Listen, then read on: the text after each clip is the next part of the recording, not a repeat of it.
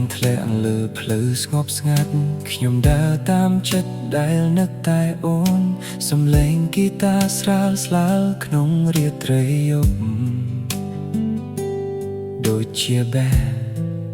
ដងខ្ញុំហៅឈ្មោះអូន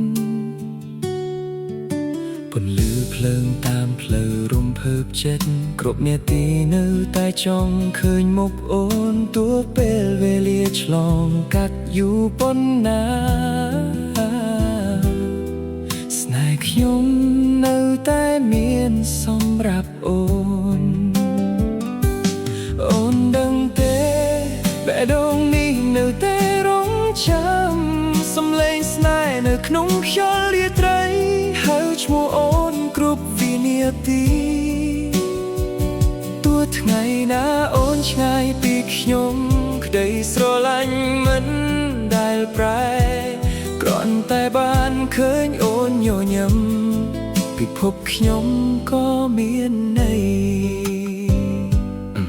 កាវេក្តៅមួយកែវនៅក្បែរបងអួយខ្ញុំអង្គុយស្ដាប់ភ្លេងដែលអូនចូលចិត្តអនុស្សាវរីយ៍ចាស់ៗនៅក្នុងចិត្តនៅដែលស្អាតដូចថ្ងៃដំបូងបើសិនភ្លឺស្នេហ៍យើងវែងឆ្ងាយខ្ញុំនឹងដើរជាមួយអូនមិនថាអ្វី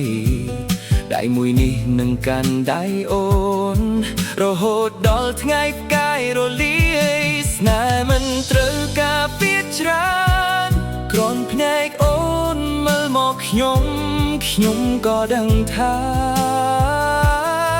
បេះដូងយ៉ាងនៅចិត្តគ្នាអូនដឹងទេខ្ញុំស្រឡាញ់អូនលើកពីណា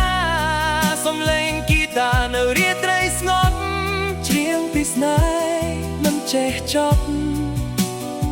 ទោះពេលវេលាផ្លាស់តូរយ៉ាងណាខ្ញុំនឹងនៅទីនេះជាមួយស្នេហ៍